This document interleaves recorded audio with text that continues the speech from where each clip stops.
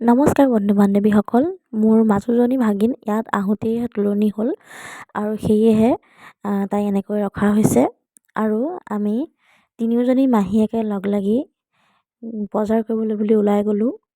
আৰু এইযোৰ কাপোৰ ডাঙৰ মাহীয়েক মানে মোৰ 2 নম্বৰ বায়ে দিছে তাইক।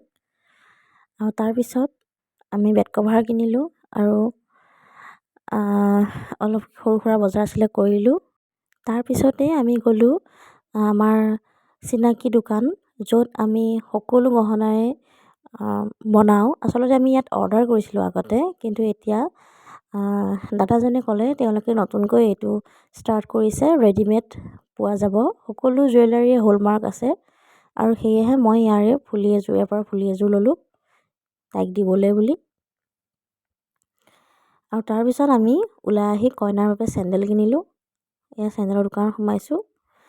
আৰু যিহেতু বস্তু বহুত হৈ গৈছিলে সেয়েহে বেছিকৈ ভিডিঅ' কৰিব পৰা নাছিলোঁ। তাৰপিছত সীতা জখলাৰ পৰা গাখীৰ ল'লোঁ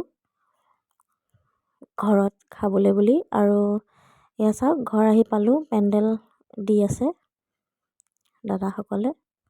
আৰু ঘৰত সকলো বস্তু চমজাই দি মই ৰিহাৰ্চেললৈ বুলি ওলাই গ'লোঁ নামঘৰলৈ।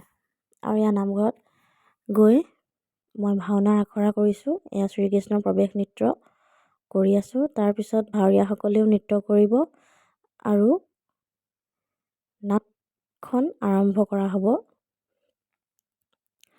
নাটখন সম্পূৰ্ণ নহয় এদিনতে, গতিকে আধাতে সামৰি আমি আকৌ ৰাসৰ ৰিহাৰ্চেল কৰিলোঁ।